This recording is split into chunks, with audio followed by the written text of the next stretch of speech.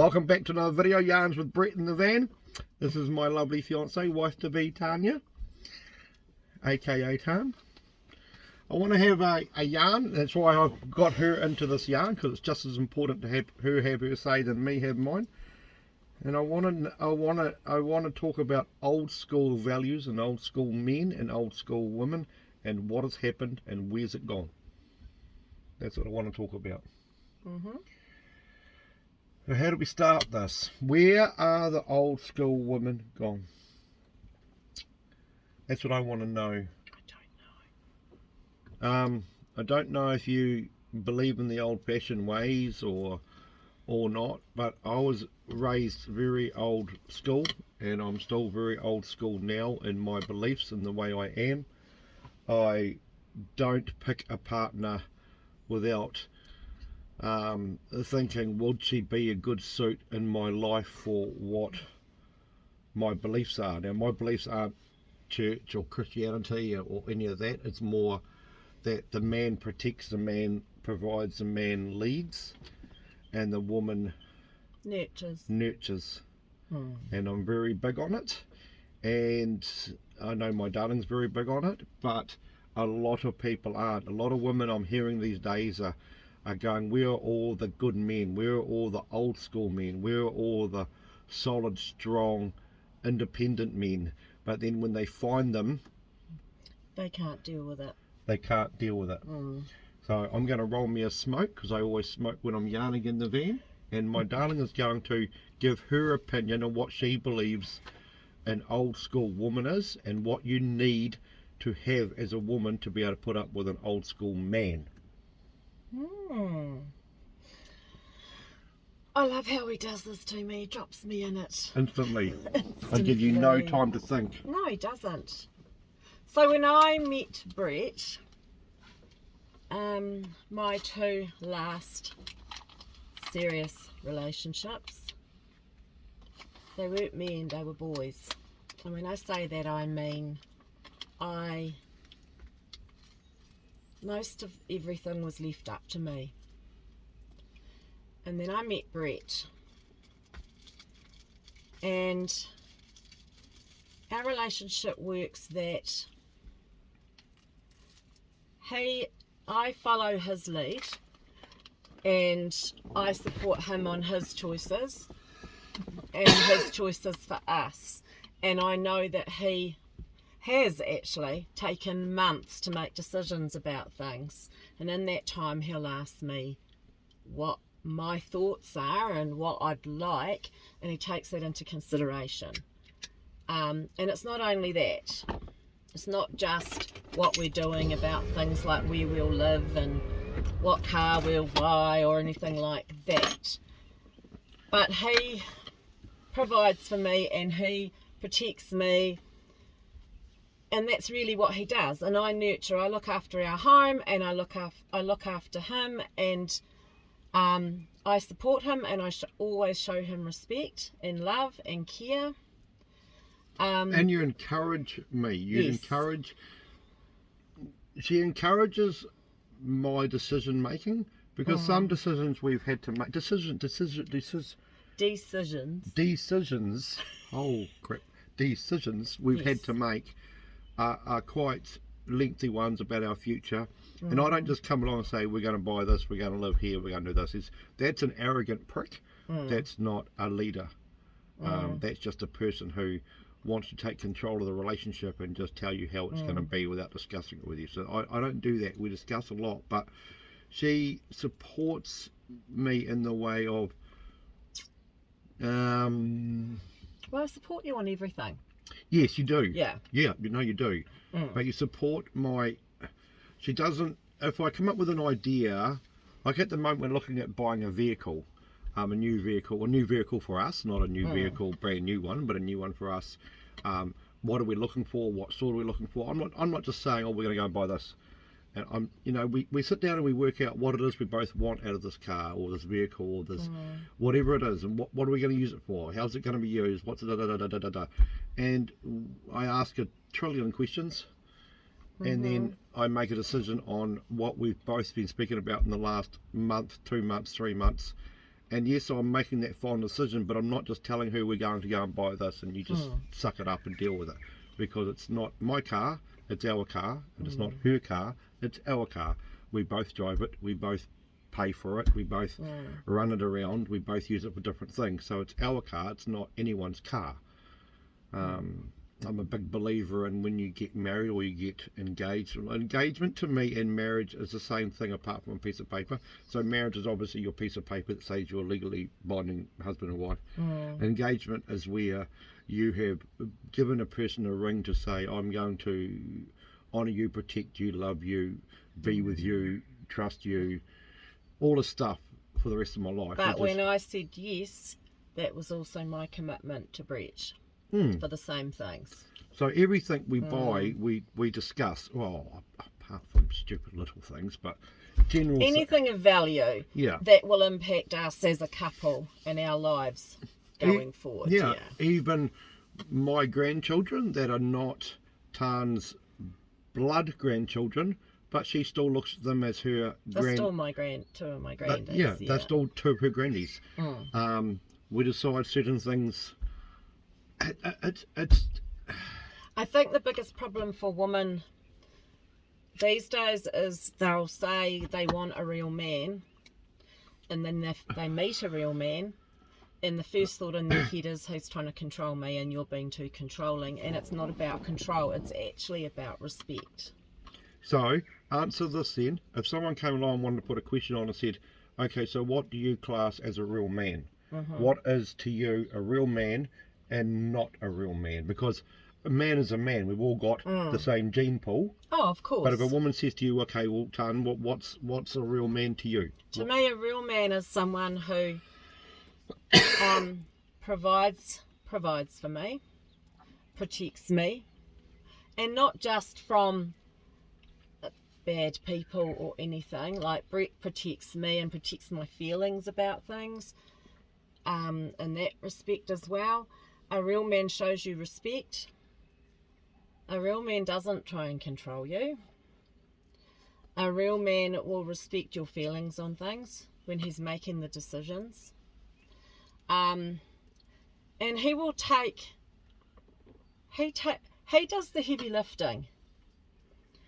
Whereas the woman, you're allowed to get on and create a happy home and just be you and be feminine. And that's what I'm really loving, because I've had to be the man and the woman in both of my last long-term relationships. My boy's dad wouldn't even ring the bank. I had to do everything.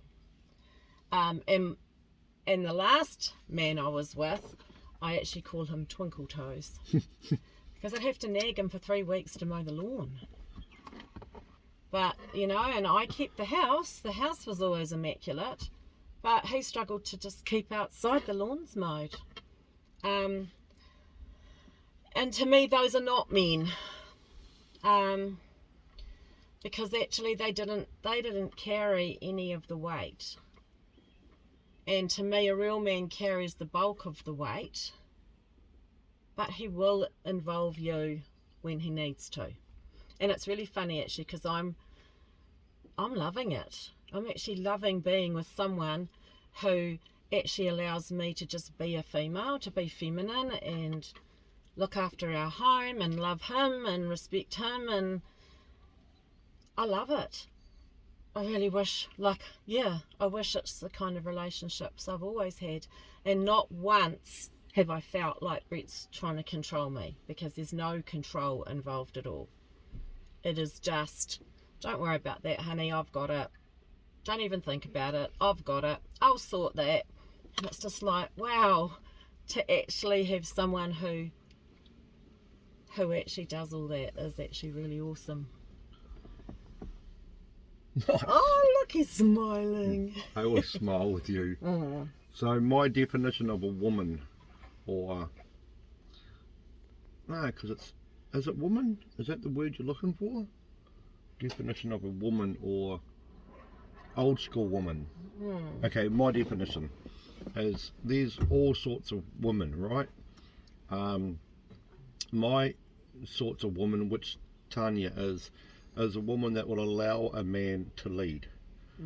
Not allow a man to control and boss you, but allow to lead.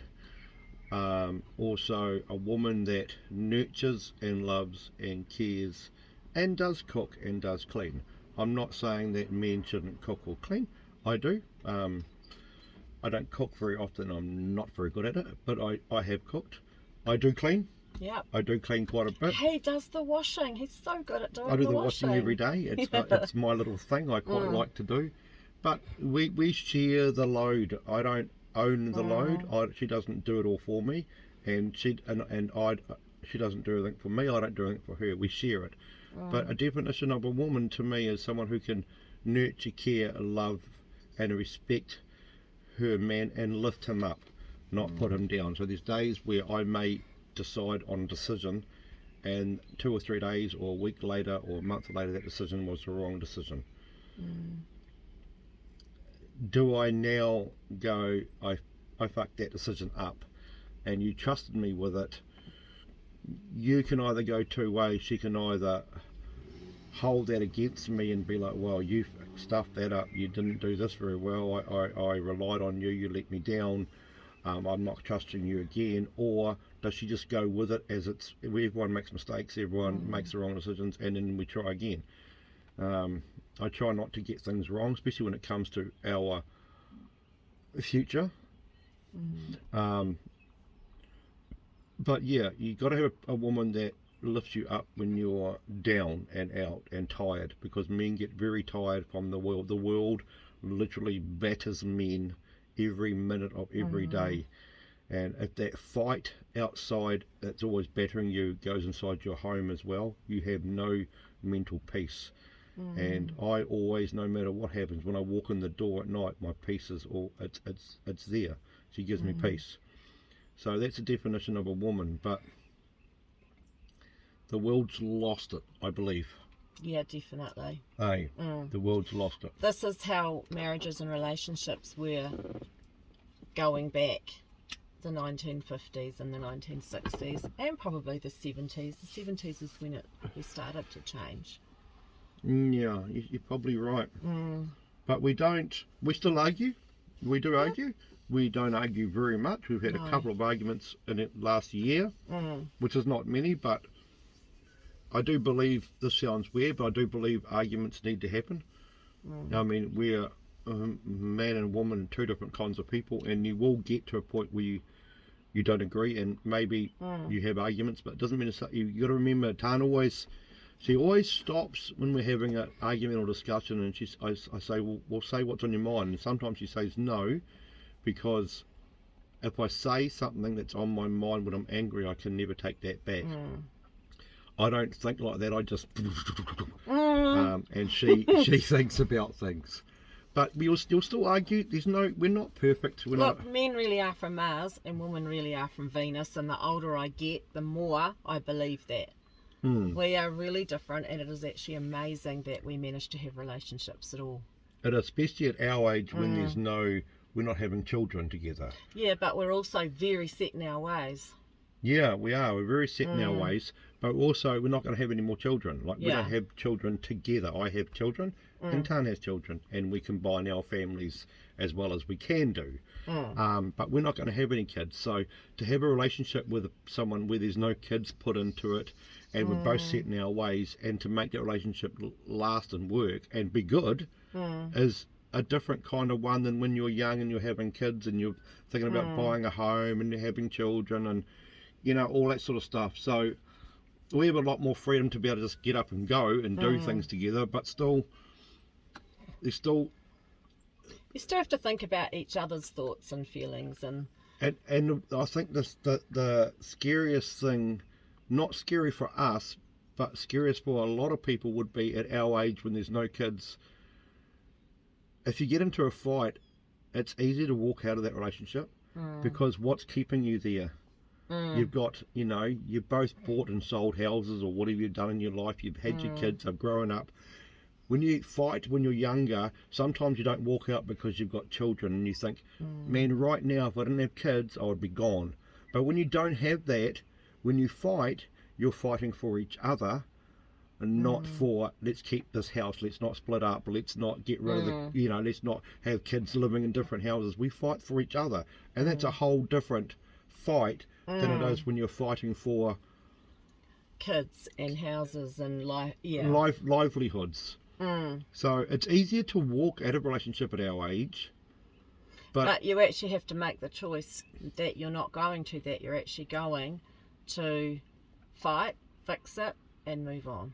yeah, And I mean, Brett has a very different fighting style to me when we do argue. I don't like him when we argue. I'm sure he doesn't like me when we argue.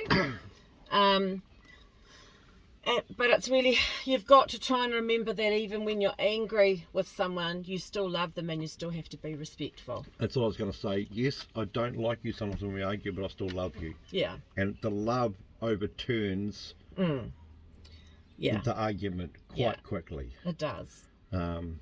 But yeah, so that's what I wanted to talk about, the old school.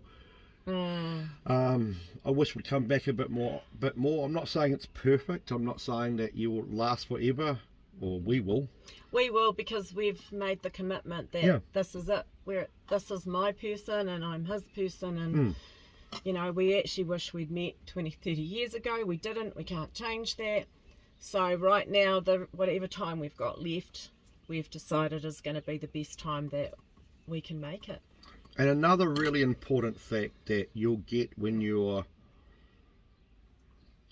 what do you call it, like old school couple, or that different way, is you won't allow negativity on the outside to come in.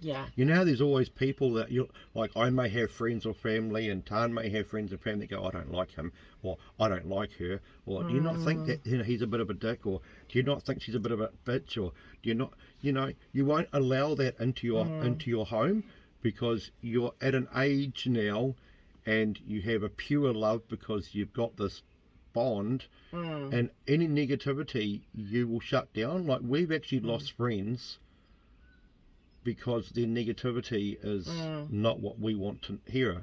So no, we want an easy, stress-free, drama-free life where we've got all the time in the world to enjoy each other. And the only people that give us stress is our bloody kids. Yeah, they do. You know who our you are. Kids, yes.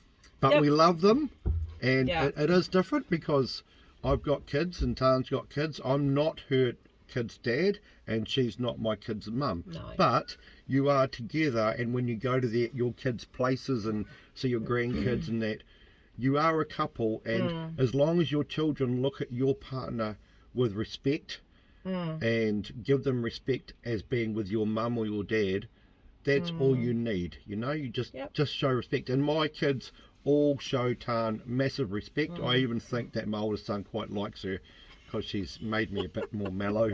He'll never admit it, but and my kids are respectful to Brett. Yep, always. Yep. But we're also both aware that there's a line in the sand that you can't overstep, because they are not your children. Yes, exactly. Yeah, and we're both very careful not to overstep that line, because at the end of the day, these are your children and you love them. Yeah. And actually, as soon as we realised that, reasonably early on, we made an agreement that, these are your children and I will not interfere in your relationship with them. And I think a lot of people do that. Yeah, and you can't do that. You can't, because they're not your children. You have to show a certain amount of respect to those kids. You can't interfere in the relationship. You have a whole separate relationship with those kids, because and it's a different relationship to how they have with their mums and dads that are their own mums and dads. But at the end of the day, they're still your partner's children, and there is a line in the sand that neither of you can step over. Like I when I first met Tan's boys, the two oldest ones, one of them's in the South Island, so I couldn't ask him, but both the boys, I asked if I could marry their mum. I asked their permission, and that's what Tan's dad's not around, so I would have asked him if he was in the picture, but he's not. So I asked her two boys, and that's what I think old school is. I've also said to all of her kids, I'm not your father. I don't want to be your father. I'm never going to be your father, but I'll be your mate.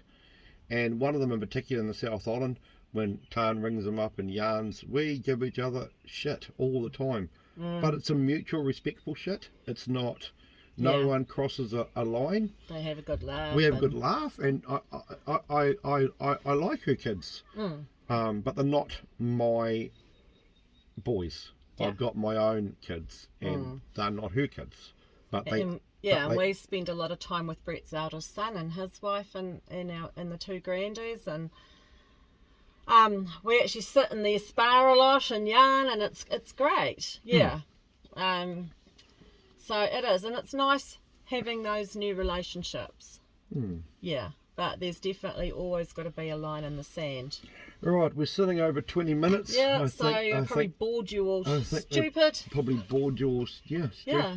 So I hope you've enjoyed the video. If you have, like it, put a comment in, let me know what you agree with or what you don't agree with, what you want us to talk about next. Share the video, and if you want some more yarns with my darling, it's easy to make happen because everywhere we go, we seem to go together. Yeah, we don't do any much apart. Flipping kids are upside down window, wonder what they're doing. So apart from that, we'll see you all next time. Yeah, see you guys.